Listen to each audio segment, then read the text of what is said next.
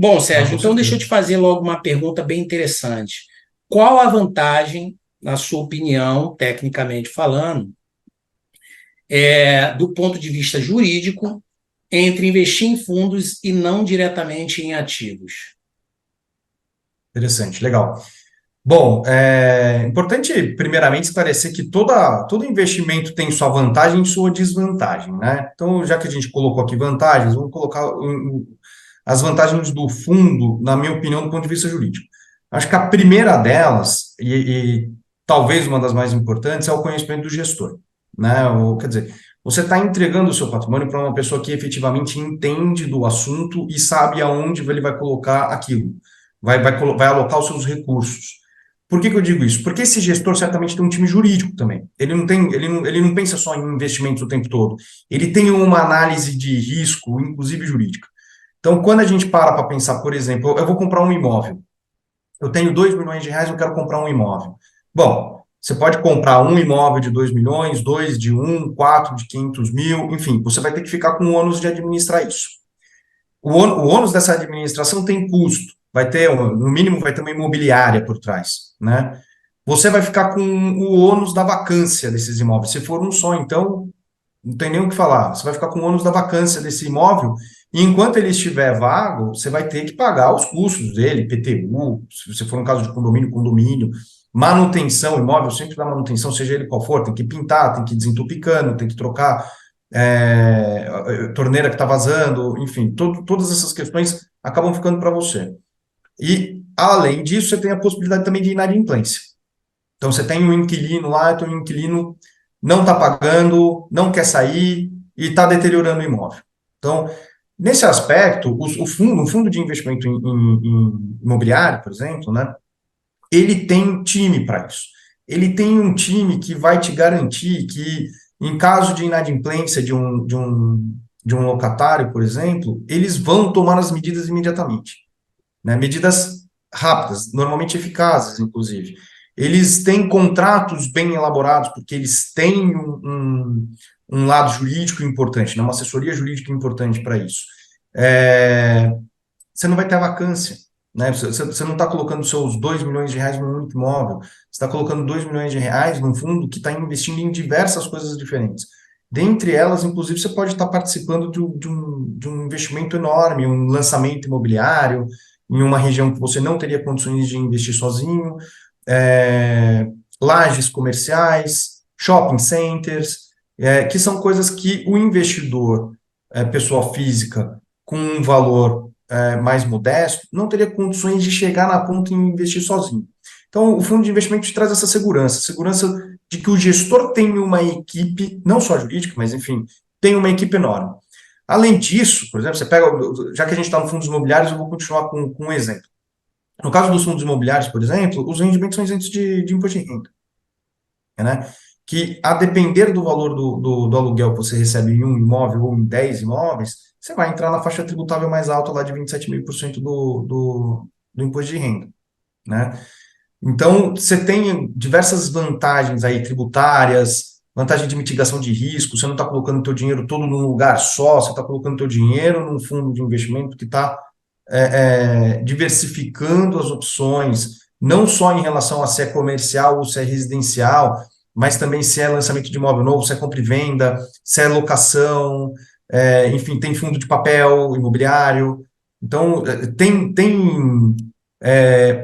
muitas vantagens do ponto de vista tanto de gerenciamento do risco que você tira de você e leva para o fundo, sem falar que você pode investir em mais de um fundo com gestores diferentes, o que te traz mais segurança ainda, né? Do que você ficar com aquele imóvel para você e você ter que administrar aquilo, E ou ter gastando que uma administrar enorme aquilo. energia para administrar aquilo, né? Hoje, todo empresário tem que se preocupar muito no seu tempo, na sua energia, além do dinheiro, né? Então, é muito problema que você tem que administrar, é manutenção, como você falou, a vacância, o aborrecimento em função disso, né?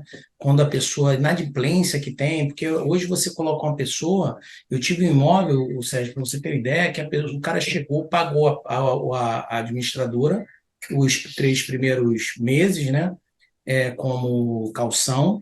Eles aceitaram, eu falei que não era para aceitar, mas eles aceitaram, e o cara não pagou mais e ficou mais de um ano e meio lá, me trazendo só prejuízo. Quando saiu da casa, deixou um prejuízo aí de R$ 38.000 só de manutenção da casa, né? Estragou a casa toda, completa, a dívida. Não, ele deixou de dívida 38 mil, se eu não me engano, Mais uma conta para você reformar. mais a conta de reformar, que foi R$ 12.000 de custo de reforma. Né? Fora os custos de condomínio, de água que ele também não pagava e fez gato lá, fez coisa e tal, prejuízo de mais de 50 mil. Né? Então, assim, é difícil você tirar a pessoa, né? A lei protege. Então, assim, você deu um exemplo muito interessante, muito pertinente, né? E você acha qual a responsabilidade do investidor por dívidas e insolvência do fundo de investimentos? Bom, o primeiro ponto aqui, Robson, é o seguinte, é entender que o fundo de investimento é uma empresa, né? E de uma forma especial, cada um dos cotistas é razoavelmente sócio dessa empresa. Então, cada sócio tem lá a sua responsabilidade. A gente teve aí, acho que em 2019, se eu não me engano, a promulgação da lei da liberdade econômica, tá? É Que ela fez algumas 175, alterações né? no Código Civil. A lei da liberdade econômica, na verdade, é federal, que fez uma alteração no Código Civil.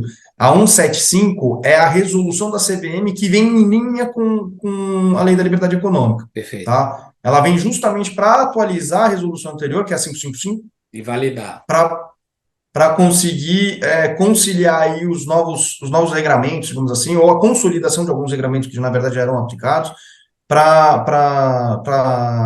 a parte administrativa da CVM, já que é a CVM de fato, inclusive pelo Código Civil, pela lei, é a CVM de fato que tem que regular esse mercado. Então, o que acontece? Tanto qualquer empresa, a gente sabe que tem as empresas de responsabilidade limitada e as empresas de responsabilidade ilimitada. Tá? Os fundos de investimento, eles podem ser constituídos das duas formas. Eles podem ter responsabilidade limitada dos cotistas, ou seja, o cotista é responsável apenas pelo valor que ele aportou no fundo. Então, se eu investir 300 mil e aquele fundo der algum prejuízo, eu perdi 300 mil. Né? O meu limite de perda são o valor das minhas cotas, digamos assim.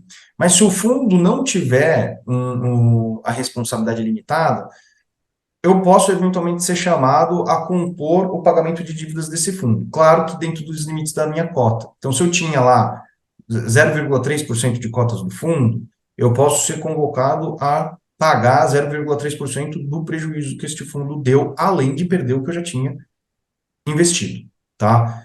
A 175, no final das contas, que é a resolução da CVM, ela veio justamente para dar publicidade para isso. Então, como? Ela entra em vigor agora em outubro de 2023, e a partir de outubro de 2023, os fundos vão ter que ter no nome deles o sufixo de limitada, né? Como tem nas empresas, de LTDA, então você tem o sufixo de limitada, você vai ter isso nos fundos de investimento também. Então, vai ficar mais fácil para o investidor entender se aquele fundo em que ele está aportando os recursos dele é um fundo de responsabilidade limitada ou não, tá? Via de regra, aqui pelo que eu andei olhando, os fundos, por exemplo, que eu invisto são de responsabilidade ilimitada, né? São fundos que não têm nenhuma informação a respeito da responsabilidade do cotista. Quando não tem a informação, parte do princípio que é ilimitado, tá? Esse é uma das grandes questões que eu acho que os investidores têm que estar atentos, é essa possibilidade de perder mais do que investir. Tá? Então, é claro que é muito difícil no fundo de investimento, os fundos são normalmente são muito bem estruturados, tem auditoria, os gestores são pessoas conhecidas do mercado, os gestores e administradores, para conseguirem colocar as cotas desse fundo numa distribuição por meio de uma corretora ou bancos, normalmente eles têm que cumprir pré-requisitos de demonstrar transparência. Então, assim, é claro que é muito difícil de acontecer, mas é importante sempre estar de olho no regulamento do fundo que você pretende investir.